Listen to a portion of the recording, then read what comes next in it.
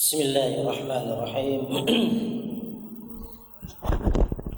Assalamualaikum warahmatullahi wabarakatuh. Innal hamdalillah nahmaduhu wa nasta'inuhu wa nastaghfiruh wa na'udzu billahi min shururi anfusina wa sayyiati a'malina.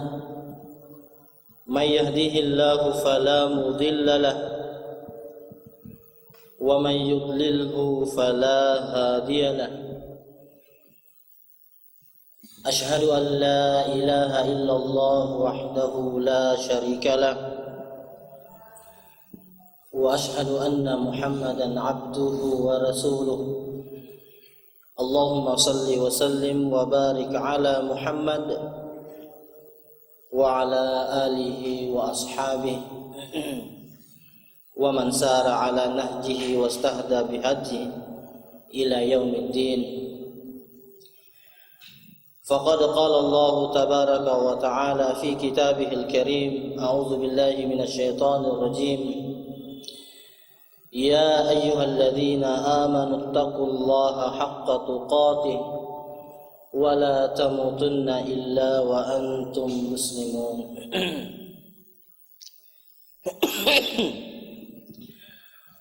Bapak-bapak, ibu-ibu, hadirin dan hadirat yang semoga senantiasa dirahmati oleh Allah Subhanahu wa taala. Pertama-tama saya mengajak kepada kita semua untuk senantiasa memanjatkan puji syukur kehadirat Allah Subhanahu wa taala, Zat yang kepadanya lah kita menyembah, kepadanya lah kita meminta pertolongan. Atau dalam bahasa lain, la ma'budu bihaqqin illallah. Sehingga barang siapa di antara kita ia memalingkan sembahannya dari Allah Subhanahu wa taala atau memalingkan ibadahnya kepada selain Allah Subhanahu wa taala, maka ia telah melakukan suatu kezaliman yang sangat besar. Begitu juga saya mengajak kepada kita semua untuk selalu berselawat kepada junjungan kita Nabiullah Muhammad sallallahu alaihi wasallam, seorang manusia sekaligus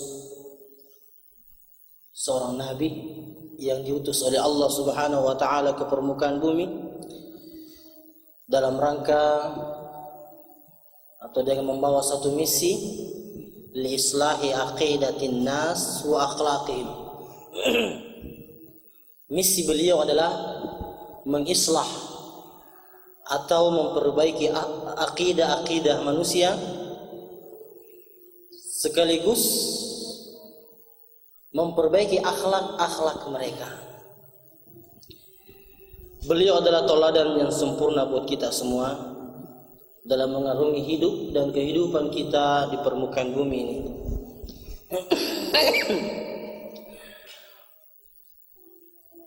Bapak-bapak, ibu-ibu, hadirin dan hadirat yang dimuliakan oleh Allah Subhanahu wa taala.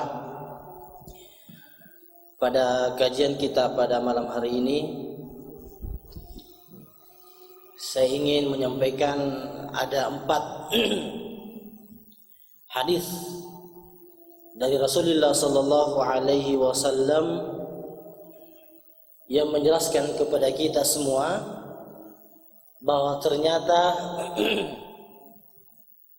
ada amalan kecil, amalan sepele, amalan yang kita anggap biasa-biasa saja,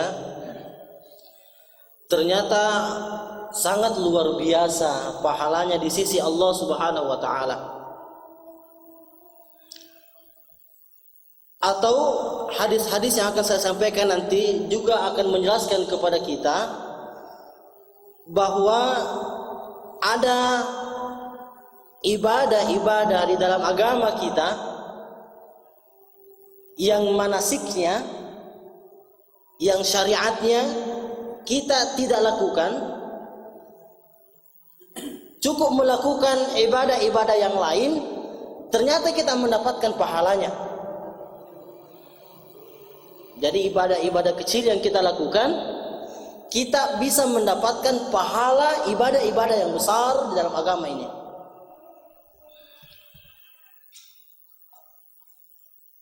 Hadis yang pertama, mari kita simak baik-baik. An Abi Hurairah radhiyallahu anhu qala Rasulullah sallallahu alaihi wasallam, ihshidu fa inni sa'aqra'u 'alaikum thulutsal Qur'an. Fahashada man hashada. Thumma kharaja an-nabiyullah faqara qul huwallahu ahad.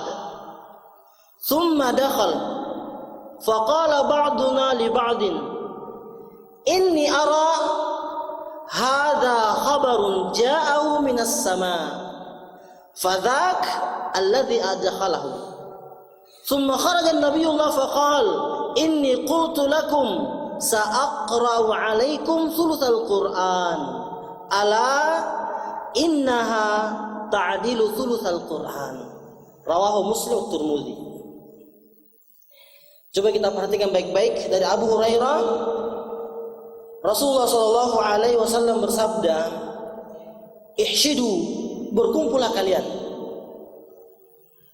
Jadi Nabi menyuruh para sahabat berkumpul. Fa inni sa'aqra'u 'alaikum thulutsal Qur'an. Karena saya, kata beliau, akan membacakan kepada kalian sepertiga Al-Qur'an. Sepertiga, berarti berapa juz itu? Berapa juz sepertiga dari Al-Qur'an?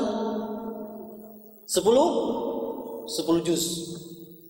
Beginilah di kepala para sahabat, bahwa sebentar lagi Nabi akan membacakan kepada kita 10 juz dari Al-Quran, sepertiga Al-Quran. Fahashada man hashad, lalu mereka berkumpul. Thumma kharaja an-nabiyullah, kemudian Nabi keluar. Faqala, lalu beliau berkata atau bersabda, qul huwallahu ahad. Sambungannya apa? Ada yang hafal? Allahu samad. Apa lagi? Lam yalid wa lam yulad. Apa lagi? Wa lam yakul lahu kufuwan ahad. Ahsan, tabarakallah. Alhamdulillah, luar biasa sudah hafal surah Al-Ikhlas. Nabi keluar, surah inilah yang beliau bacakan. Setelah selesai, thumma dakhal, kemudian Nabi masuk kembali ke rumah atau ke kamar. Faqala ba'duna li ba'din.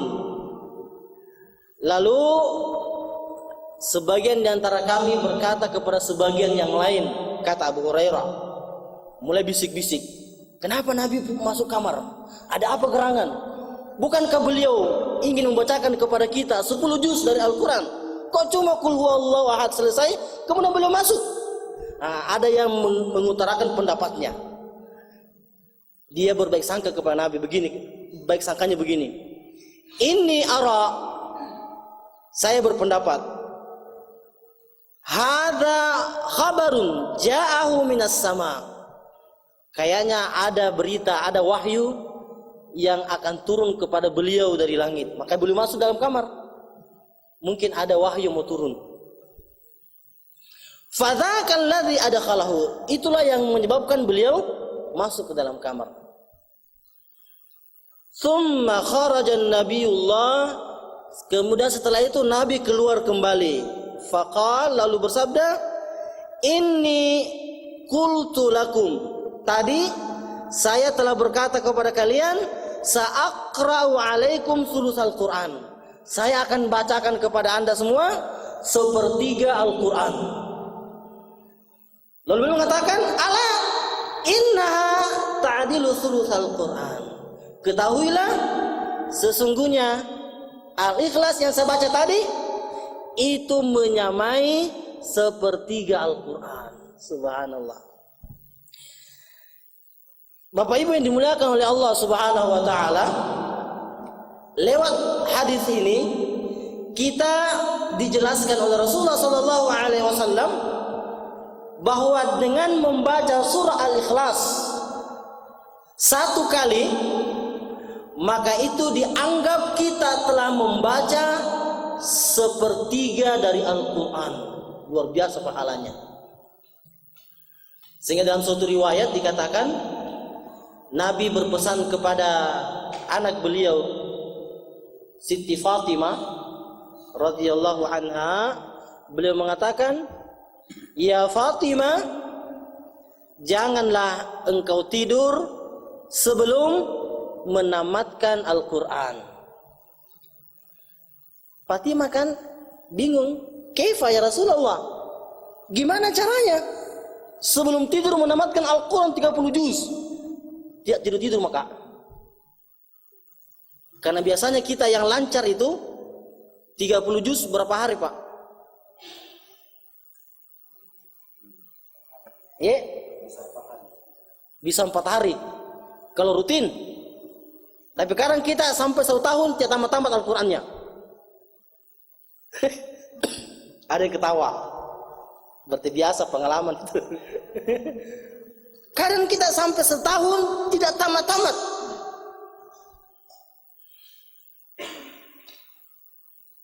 Padahal di sini Nabi mengatakan, "Ya Fatimah, tamatkan Al-Quran sebelum engkau tidur." Maka beliau bertanya, "Kaifa ya Rasulullah? Gimana caranya?"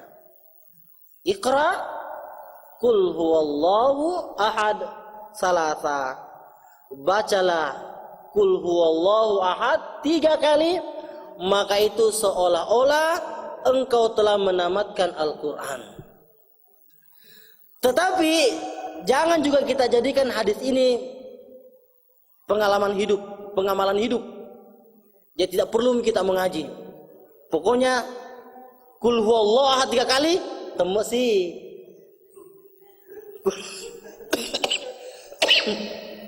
Tidak juga. Ini hadis ini tidak menghilangkan kewajiban kita membaca Al-Quran, tidak menghilangkan. Tetap kita bersungguh-sungguh tentunya syariatnya tetap kita jalankan. Lebih baik lagi kalau kita betul-betul membaca Al-Quran sampai tamat. Lebih besar pahalanya dibanding trikul tadi. Itu apa? Qul huwallahu ahad tadi. Tetapi saya katakan di awal bahwa kadang ada amalan ringan ternyata besar pahalanya di sisi Allah Subhanahu wa taala. Dan ini kadang kita sepelekan. Pahalanya sudah kita dapat. Bahkan di dalam riwayat yang lain, ini masalah keutamaan surah Al-Ikhlas. Dari Abu Hurairah juga beliau berkata, "Aqbaltu ma'a Rasulillah sallallahu alaihi wasallam fasami'a rajulan yaqra qul huwallahu ahad Allahus samad." Faqala Rasulullah sallallahu alaihi wasallam, "Wajabat." Qultu, "Wa ma wajabat?" Qal, "Al-jannah." Subhanallah. Abu Hurairah radhiyallahu anhu pernah berkata, saya pernah bersama-sama dengan Rasulullah sallallahu alaihi wasallam, fasami'a rajulan, lalu beliau mendengarkan seorang laki-laki yaqra qul huwallahu ahad Allahus samad. Laki-laki itu membaca surah Al-Ikhlas ini. Faqala, lalu Nabi bersabda, wajabat, telah wajib. Qultu, kata Abu Hurairah, saya bertanya kepada Nabi, wa ma wajabat? Apanya yang wajib ya Rasulullah? Qal al-jannah. Wajib baginya surga. Subhanallah. Itu baru qul huwallahu ahad kita baca. Wajib baginya surga. Ringan kan? Ringan. Saya rasa di sini kita semua hafal qul huwallahu ahad. Bahkan dalam riwayat yang lain juga diceritakan tentang imam. Mungkin pernah kita dengarkan kisahnya ini. Tentang imam yang setiap salatnya, setiap dia mengimami salat, selalunya membaca qul huwallahu ahad.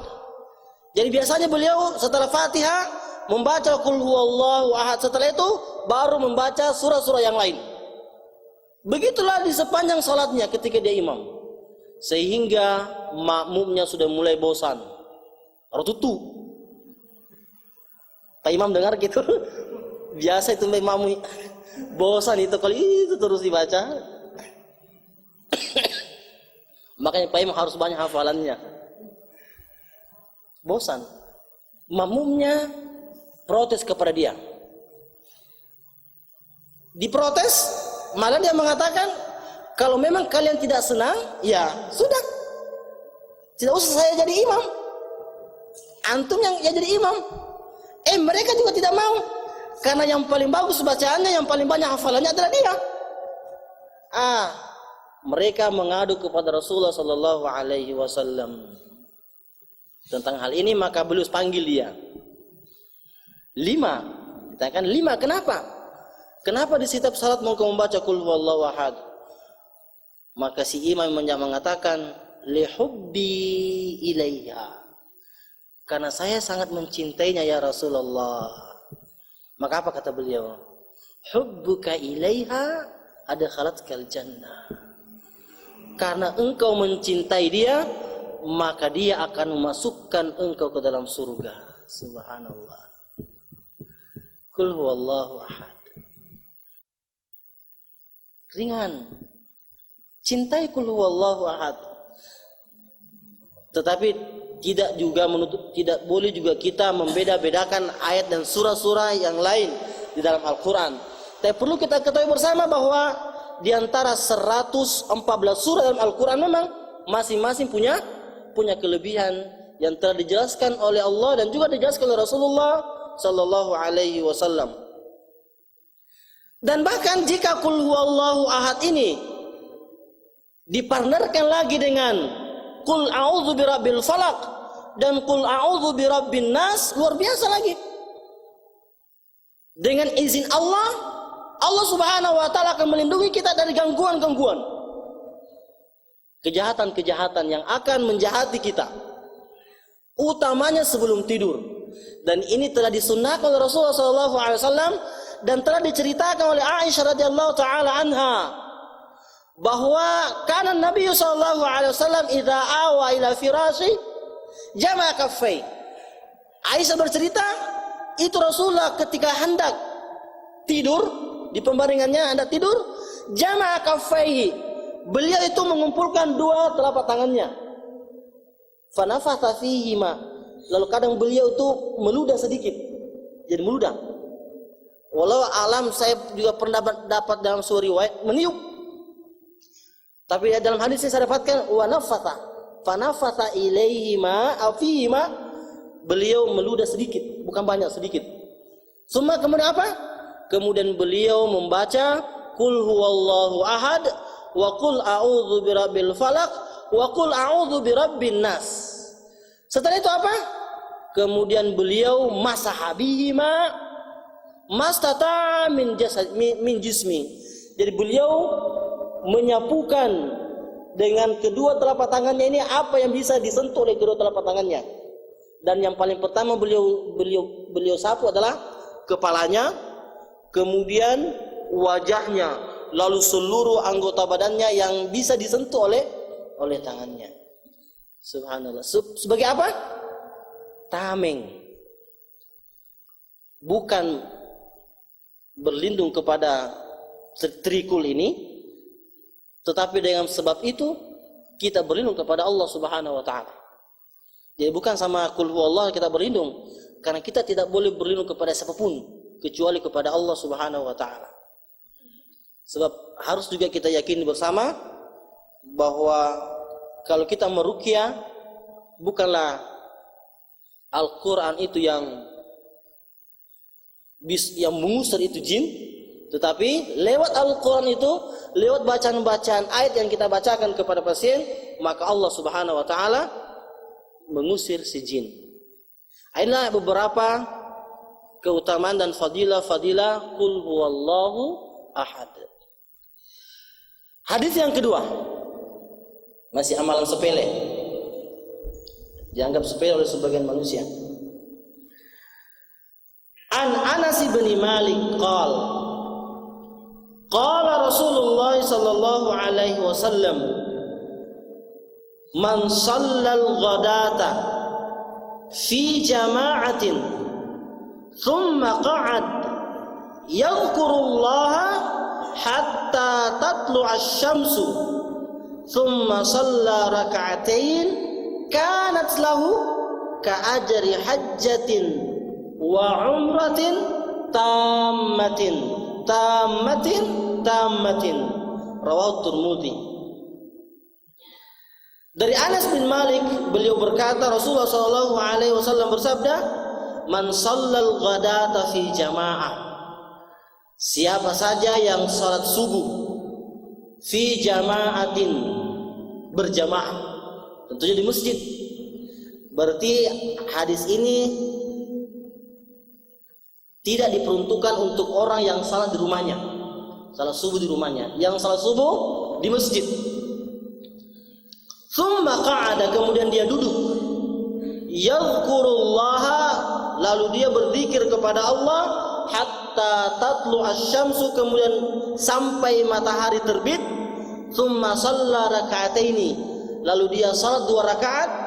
Kanat lahu ka'ajri hajjati wa umrah, maka baginya seperti pahala haji dan umrah, sempurna. Subhanallah. Coba bayangkan, hadis ini menunjukkan kepada kita bahwa ternyata kadang kita bisa mendapatkan pahala haji dan umrah sempurna tanpa kesana, tanpa kita melaksanakan manasiknya. Luar biasa kan? Tetapi bukan berarti bahwa salat 2 rakaat ini sudah menggugurkan kewajiban kita berhaji dan berumrah. Tidak. Tetap manasiknya wajib bagi kita, bagi yang mampu. Tetapi insya Allah kalau kita lakukan ini, maka kita sudah mendapatkan pahalanya. Apa syaratnya? Salat berjamaah di masjid, kemudian berzikir. Setelah salam berzikir, bukan bercerita. Rata-rata kita kan setelah salat subuh, apa kita lakukan? Berzikir sejenak, lalu cerita. Alhamdulillah kalau kita tidak menggosip. Biasa juga kita menggosip. Di masjid lagi menggosip. Yang digosip siapa? Ustadz lagi yang digosip. Luar biasa. Begitu. Ustadznya yang digosip. Lama kelama ustadz, di atasnya ustadz, ulama yang digosip. Saya tidak sependapatkan dengan syekh ini. Aneh fatwanya. Luar biasa. Mana anda? Siapa anda? Begitu kan? Sudah mulai protes-protes fatwa-fatwanya para ulama. Man anta? Iga iko. Siaga ni kurang menghafal, siaga juz. Berapa hadis antum hafal? Sudah berapa gurunya? Sudah mulai coba-coba memprotes fatwanya ulama. Saya tidak setuju dengan ulama ini. Luar biasa. Sampai kapan dia berzikir? Sampai terbitnya matahari. Zikir di sini bermakna am, bermakna umum. Jadi boleh tilawah Al-Quran juga zikir. Bahkan dalam riwayat dikatakan afdalul dzikri tilawatul Quran. Zikir yang paling afdal adalah mengaji. Boleh mengaji setelah salat subuh, mengaji sampai terbit matahari, ataukah zikir pagi dan petang. Zikir bermakna umum sampai terbitnya matahari. Tetapi jangan pas terbit matahari salat. Kira-kira 10 sampai 15 menit setelah matahari terbit, summa shalla raka'ataini, kemudian dia salat 2 rakaat. Nah, para ulama kita berselisih faham tentang salat ini. Apa nama salat ini kira-kira? Salat sunat apa namanya?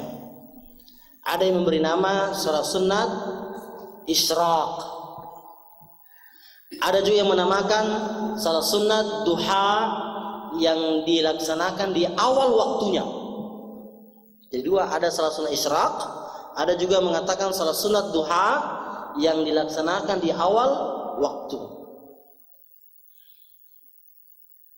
Berat. Saya katakan berat. Berat kan? Berat. Apalagi kita PNS, sudah susah ini. PNS harus cek log jam berapa? Jam 7 cek log. Jam berapa turun matahari? Jam 6 lewat lah. Jam 6 lewat. Mana yang mencuci, mana mau buat sarapan untuk suaminya, apalagi perempuan. Kalau laki-laki barangkali bisa pergi salat subuh, nanti setelah terbit matahari baru pulang ke rumah. Tapi rata-rata kita tidak. Belum terbit matahari pulang ke rumah, terus di mana? Terus di kamar. Untuk apa di kamar? Tidur, tinrong. Nanti bangun jam 7, jam 8 baru bangun mandi. Tapi tidak ada paksaan buat kita. Itu nggak wajib. Tetapi namanya kita manusia butuh pahala, butuh kebaikan-kebaikan, butuh amal yang menjadi bekal kita nantinya di akhirat. Salat sunnah isyraq namanya. Ini hadis yang kedua. Yang ketiga, An Abi Dzar radhiyallahu anhu qala an-nabiy sallallahu alaihi wasallam yusbihu ala kulli sulama min ahadikum sadaqah. Setiap pagi wajib bagi setiap persendian di antara kalian itu bersedekah. Setiap pagi wajib. Ada berapa kita punya persendian? Menurut Aisyah radhiyallahu taala anha, dia kabarkan tentang sabda Rasulullah sallallahu alaihi wasallam, ternyata persendian kita manusia ini ada 360. Jadi setiap pagi 360 ini bersedekah. Diharuskan bersedekah 360 persendian. Fa kullu tasbihatin sedekah. Setiap ucapan tasbih adalah sedekah. Wa kullu tahmidatin sedekah. Setiap ucapan tahmid adalah sedekah. Wa kullu tahlilatin sedekah. Dan setiap ucapan tahlil adalah sedekah. Wa kullu takbiratin sedekah. Dan setiap takbir adalah sedekah. Wa amru bil ma'rufi sedekah. Dan mengajak orang berbuat baik adalah sedekah. Wan nahyu 'anil munkari sedekah, dan melarang orang berbuat kemungkaran adalah sedekah. Wa yujzi'u min dzalik rak'atani yarka'uhuma minad duha, rawahu Muslim. Dan kesemuanya itu bisa digantikan dengan cukup melaksanakan 2 rakaat salat duha, rawahu Muslim. Nah, sekarang kita berbicara tentang salat duha. Salat duha ini dia mampu menggantikan semuanya. Jadi 360 persendian yang harus bersedekah itu cukup digantikan dengan 2 rakaat salat duha, itu sudah bisa tertutupi. Al-amru bil ma'ruf, dalam di setiap hari kita harus beramar ma'ruf dan bernahi munkar. Mengajak orang berbuat baik dan mencegah orang berbuat baik, berbuat jahat. Bukan berbuat baik. Mencegah orang berbuat jahat. Itu juga kewajiban setiap harinya. Kalau kita tidak mampu, cukup 2 rakaat salat duha.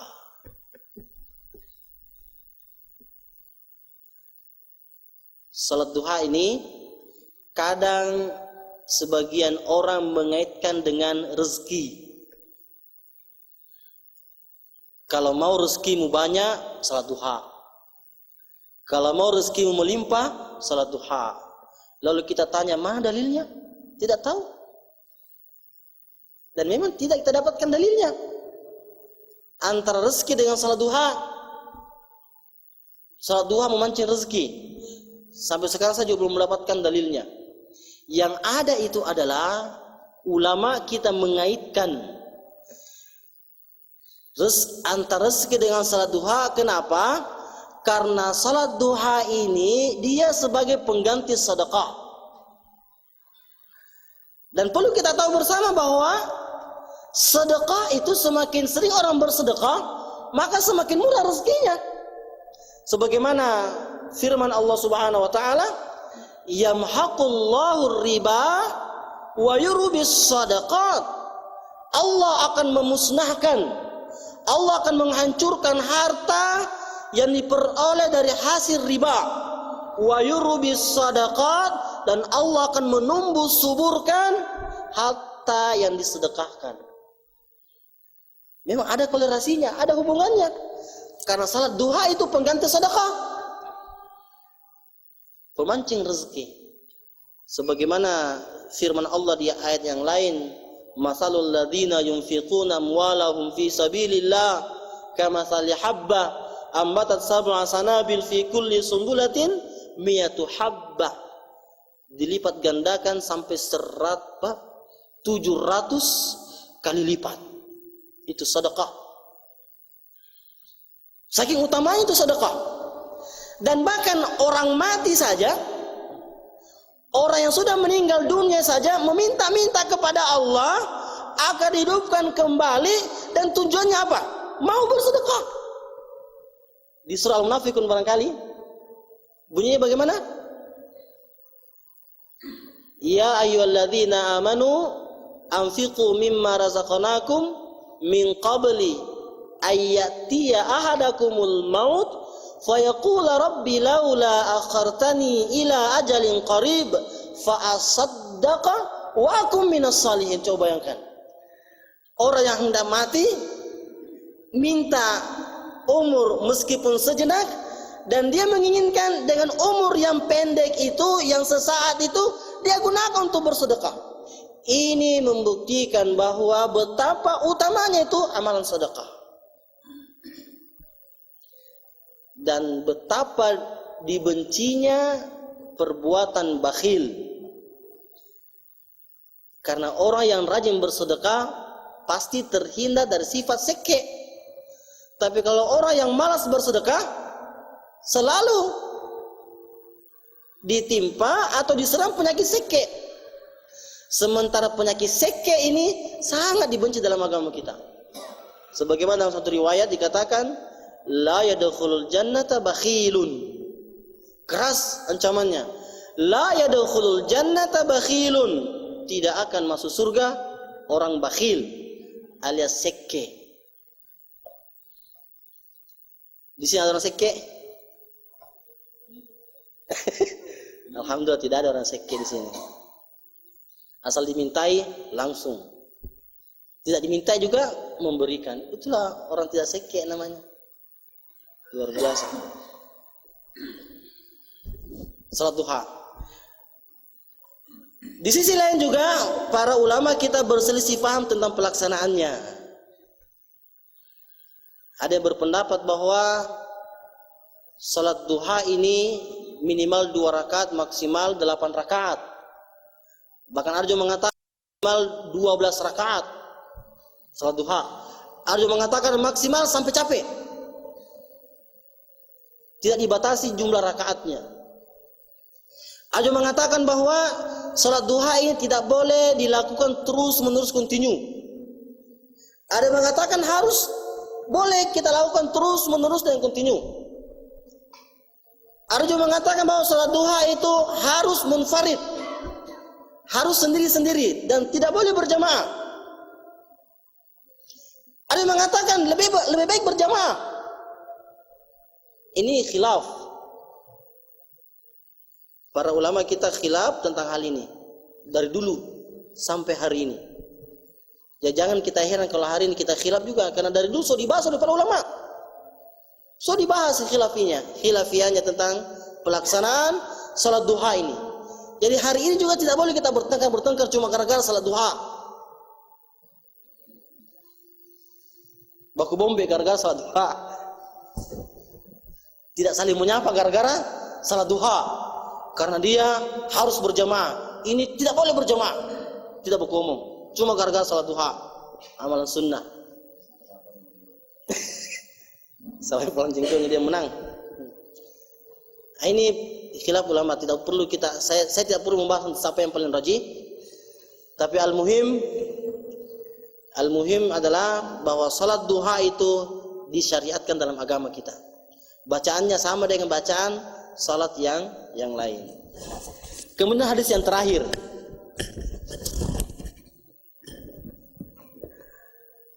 An Abdullah bin Amr radhiyallahu anhuma qala Ja'a rajulun ista'dhana an-nabiyya sallallahu alaihi wasallam ala jihadin ma'ahu. Faqala Rasulullah sallallahu alaihi wasallam ahayyu walidak? Qala na'am.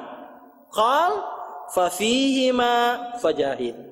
Rawahu al-Bukhari wa Muslim. Dari Abdullah bin Amr radhiyallahu anhuma, beliau berkata, Ja'a rajulun, pernah datang seorang laki-laki, istadzana an-nabiyya sallallahu alaihi wasallam ala jihadin ma'ahu. Laki-laki ini meminta izin kepada Nabi agar ikut berjihad bersama-sama dengan Nabi, mengangkat senjata. Luar biasa dulu mendaftar pergi berjihad, menyetor nyawanya, menyetor ruhnya. Faqala Rasulullah sallallahu alaihi wasallam, Nabi bersabda, ahayyu walidak? Apakah ibu bapakmu masih hidup? Qala na'am. Laki-laki itu menjawab, iya, ibu bapakku masih hidup. Qal, kemudian Nabi bersabda, fa fihima fajahid. Kalau begitu, kepada keduanya lah engkau berjihad. Coba bayangkan ini. Bukankah berjihad di jalan Allah, mengangkat senjata, menghancurkan dan mengusir kaum kufar adalah amalan yang sangat utama di dalam agama kita? Bahkan siapa yang syahid di sana dijamin langsung ke surga bi ghairi hisab. Tidak ditanya-tanya lagi, langsung masuk ke dalam surga. Ruhnya dijemput oleh bidadari-bidadari yang sangat cantik jelita. Namanya siapa? Ada yang tahu namanya bidadari? Sama namanya? Ainun. Ainun Mardiyah. Ainun Mardiyah akan menanti roh-roh para syahid di jalan Allah Subhanahu wa taala. Sangat cantik sekali. Tapi insyaallah kalau istri tak masuk surga juga lebih cantik dari Ainun Mardiyah. Makanya yang sudah punya istri, rawat baik-baik istrinya, didik baik-baik istrinya, supaya sama-sama kita masuk surga. Dialah nanti yang paling tercantik dari sekian bidadari-bidadari surga. Subhanallah. Istri kita. Mau tidak? Atau mau ganti istri tak dengan bidadari? Jangan. Lebih baik dia saja yang kita bawa ke surga.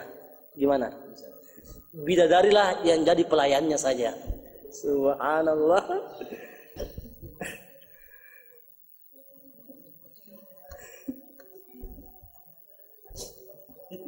Kenapa ketawa? Ya. Insyaallah akan ada lagi. Ini Nabi menganggap bahwa berbakti, berbuat baik kepada ibu bapak itu menyamai pahala jihad di jalan Allah Subhanahu wa taala. Merawat ibu bapak dengan baik-baik, berbakti kepadanya, mentaati perintah-perintahnya, itu luar biasa pahalanya, sama dengan berjihad, mengangkat senjata melawan kaum kufar. Tetapi ini banyak ditinggalkan oleh kita, bahkan juga kebanyakan ustadz, dai. Ya. Banyak dai itu bermasalah dengan ibu bapaknya. Baku bombe. Coba bayangkan. Padahal dia dai. Ustaz. Baku bombe dengan mamanya. Ataukah ketika dia berbicara dengan sahabatnya, luar biasa lembutnya perkataannya. Luar biasa dia hormati sahabatnya. Tetapi manakala dia berbicara dengan ibu bapaknya, luar biasa kasarnya. Ini bisa kita kembalikan pada diri kita. Coba bayangkan, kalau kita ketemu dengan ustadz kita, masuk ki ustadz, duduk ki ustadz. Tapi pas datang mamanya, bapaknya, masuk kok mak. Mama juga cepat sekali datang. Kenapa kita datang di sini? Tidak aku panggil ki. Alhamdulillah. Pas ustadznya datang luar biasa diagung-agungkan. Nah, ini kekeliruan kita. Padahal ibu bapak kita itu adalah laksana. Di situ nih surga kita sebenarnya. Surganya kita di situ. Maka saya biasa mengatakan, banyak orang dia keluar rumah, dia pergi ke kampung halamannya orang untuk mendulang emas. Dia kerahkan seluruh tenaganya untuk mendulang emas. Bahkan dia rela mati tertimbun tanah cuma gara-gara emas. Ternyata ada emas yang luar biasa di rumahnya yang dia tinggalkan. Atau bisa kita katakan begini, dia sudah bersusah payah pergi mendulang emas di Bombana. Pas dia pulang, pas di tepat rumahnya itu berdiri pabrik emas. Bagaimana kira-kira kecewanya dia? Capek-capek pergi Bombana, ternyata di rumahnya berdiri pabrik emas. Itulah orang tuanya. Sehingga ada seorang laki-laki bertanya kepada Nabi, perhatian baik-baik ini. Karena hadis ini bisa menegur kita semua. Laki-laki ini bertanya kepada Nabi kita, "Ya Rasulullah, man ahaqqun nas bihusni sahabati?" Siapakah manusia yang paling berhak mendapatkan kebaikanku? Yang paling berhak saya berbuat baik kepadanya? Qala ummuk, ibumu. Berarti kebaikan kita yang terbaik itu hendaknya ditujukan kepada ibu kita, bukan kepada yang lainnya dulu. Harus kepada ibu dulu. Jadi umpamanya ada akhlak kita dan akhlak kita itu adalah yang paling bagus, itulah yang semestinya kita perhadapkan kepada ibu kita. Haqqun nas bi husni sahabati. Summan kemudian siapa lagi? Ummuka ibumu. Summan kemudian siapa lagi? Ummuka ibumu. Summan kemudian siapa lagi? Abuka bapakmu. 3 kali ibu. Kenapa ibu 3 kali? Barangkali kita semua sudah tahu bagaimana pengorbanannya ibu kepada kita. Sedikit saya gambarkan. Coba bayangkan, ibu kita itu ketika dia makan enak, tiba-tiba kita beol di sampingnya, apa yang dia lakukan? Dia pegang beol kita, dia pegang kotoran kita. Setelah itu dia pegang lagi makanannya. Kadang mie juga taita bercampur dengan makanannya. Dia makan, tidak jijik. Pas orang tua kita sudah dewasa tua, sudah apa namanya itu maulu nih, tahu maulu nih, pikun. Nah tahu di tainna, marah-marah di rumah. Kita mau ambil tainya, jijik ki, nauzubillah min dzalik, jangan ki jijik. Karena dulu ibu kita tidak jijik dengan kotoran kita. Lalu kenapa kita jijik dengan kotoran dia?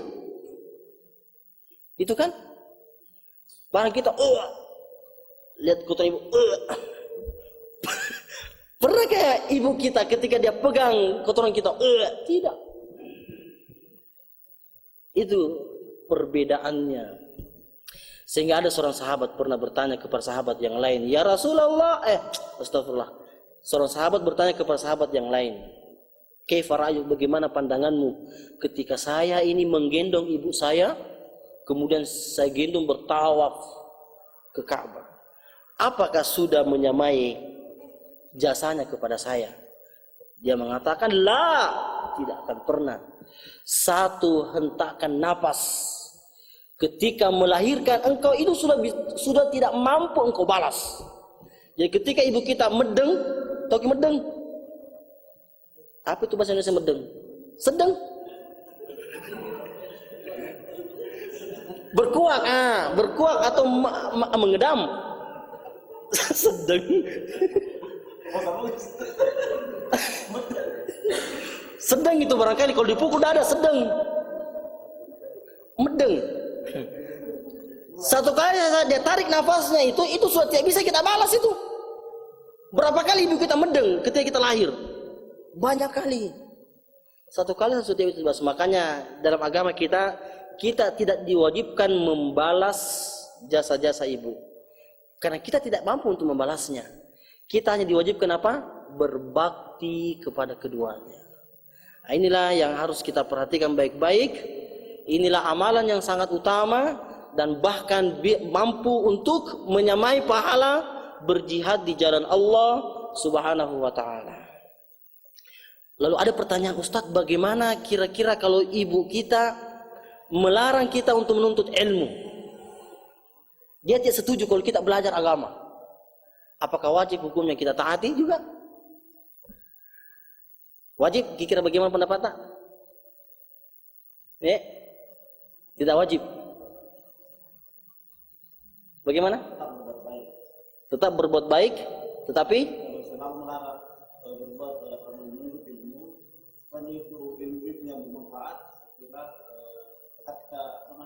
tidak menerangi dia. Iya. Tetap berbuat baik dan lanjut menuntut ilmu. Iya. Tetapi sebenarnya pertanyaan ini ditujukan kepada orang tua sebenarnya. Banyak orang tua karena cita-citanya adalah dunia, dia ingin melihat anaknya berhasil dari segi dunia, maka dia larang anaknya menuntut ilmu agama. Jadi ini peringatan buat orang tua. Itu barangkali beberapa hadis yang sempat kami sampaikan pada kesempatan ini yang menjelaskan kepada kita bahwa amalan-amalan ringan ternyata sangat luar biasa pahalanya di sisi Allah Subhanahu wa taala. Dan satu harapan kita semua, semoga Allah Subhanahu wa taala memberikan kepada kita semua keistiqomahan di dalam menjalankan ketaatan kepadanya, istiqamah dalam berdakwah, istiqamah dalam menjalankan sunnah Rasulullah sallallahu alaihi wasallam, serta istiqamah dalam mendakwakan sunnah Rasulullah sallallahu alaihi wasallam. Dan semoga Allah Subhanahu wa taala meridai kita semua. Subhanakallahumma bihamdik asyhadu an la ilaha illa anta astaghfiruka wa atubu ilaik. Wa akhiru da'wana alhamdulillahi rabbil alamin. Wassalamu alaikum warahmatullahi wabarakatuh.